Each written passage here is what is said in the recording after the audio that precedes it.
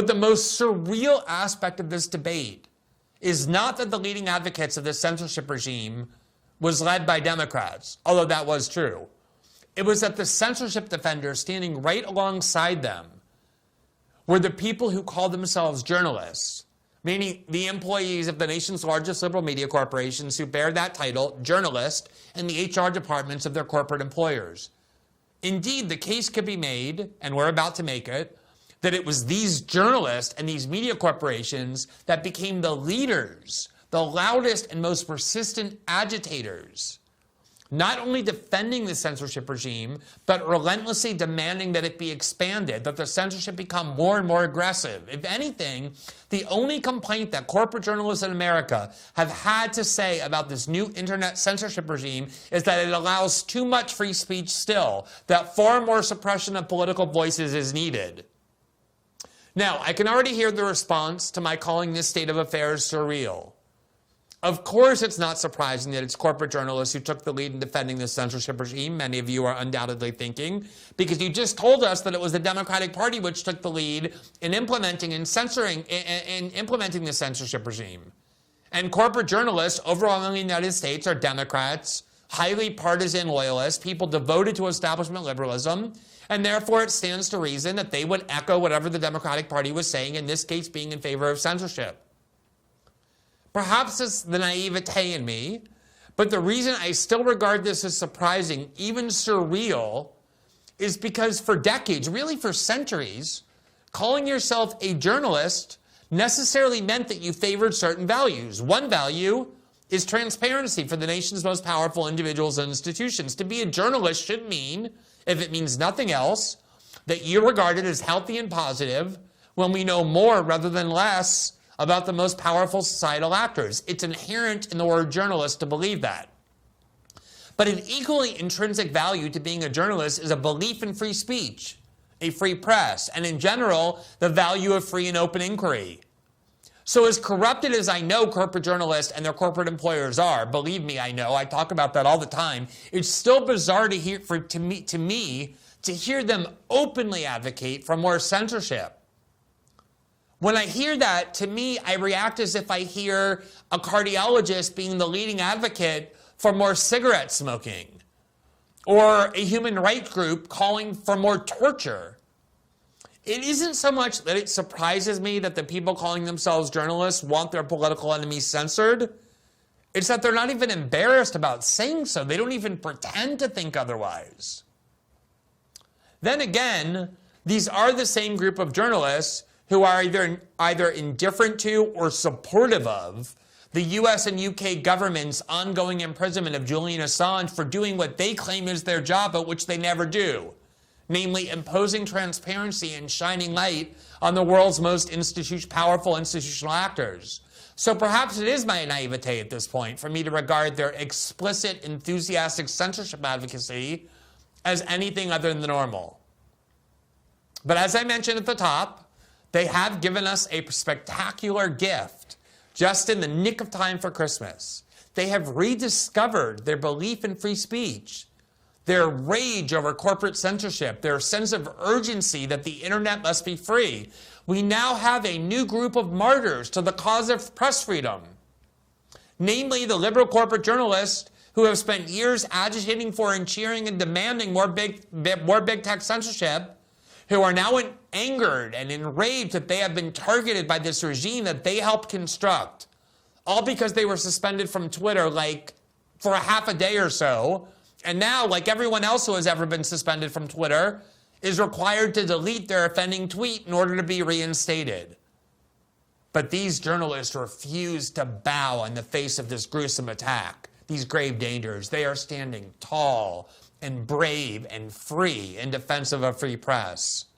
And the Washington Post is proud of them. As their media reporter, Paul Farhi, put it today, quote, he was, quote, you can see the tweet on the screen. It says, Elon Musk said the journalists he suspended from Twitter could return. What he didn't say is that there was a catch. The journalists have refused to meet the terms and remain locked out. More by me. He was referring to this article from the Washington Post where you can see the headline that captures with a lot of suitable drama what it is these brave journalists are doing. Quote, journalists who won't delete Musk's tweets remain locked out of Twitter. That article tells the story of journalists who are willing to endure decades in prison, or rather a few more days without their Twitter account, in order to defy censorship and stand for a free press. Their actions are as inspiring as it is important. Listen to the article. Quote, Twitter owner Elon Musk said last week that the journalists he abruptly suspended for alleged rule violations were welcome to rejoin the platform after only 2 days on the sidelines. Quote, the people have spoken, he tweeted, following a poll that strongly favored restoring the accounts. But Musk didn't mention that there was a catch. Twitter has privately and secretly demanded, that the suspended journalists delete the tweets that drew Musk's ire in the first place, a condition the reporters have refused to accept. The result is a stalemate. The suspended journalists remain in Twitter purgatory, unable to access their accounts. Quote, the rules are arbitrary and capricious, said Steve Herman, Voice of America's chief national correspondent, who has rejected Twitter's call to delete these tweets mentioning the Jet account. He says they're capricious and arbitrary, as though that hasn't been the case for the last 4 years while they cheered. He added, quote, they appear to be based on the whims of the owner of the platform. Oh, you don't say. That's how big tech censorship works? Similarly, the Washington Post reporter Drew Harwell, Ryan Mack of the New York Times, Donnie O'Sullivan of CNN, Susan Lee of Fox Business, and Michael Lee of The Intercept, among others, remain sidelined for their refusal to remove tweets at Twitter's insistence.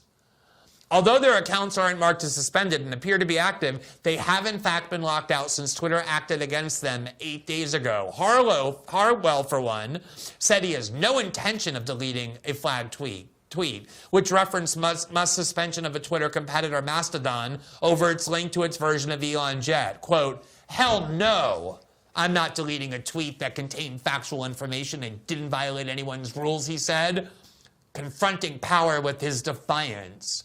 He added, quote, it's his platform. He can ban anyone he wants. And we can point out how he's making up pretextual rules that just so happen to target journalism he doesn't like. A Washington watchdog group called the Government Accountability Project on Thursday urged House and Senate committees to review Twitter's suspension of the journalist. Quote, plainly, Mr. Musk has abused his authority by acting arbitrarily and capriciously. All of this is very disturbing.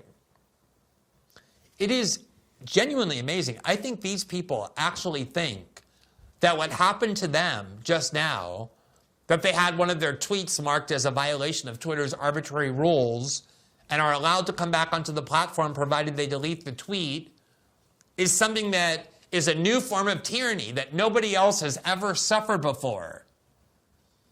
Evidently, over the past 4 years, while the same exact thing happened to ordinary citizens and people they regard as deplorables or illegitimate journalists, they had absolutely nothing to say about it. These are the same people who cheered while Twitter brute censored the reporting of the New York Post about the presidential frontrunner Joe Biden right before the election, and then locked out the New York Post from their account for 2 years. In fact, let me show you when the New York Post was complaining.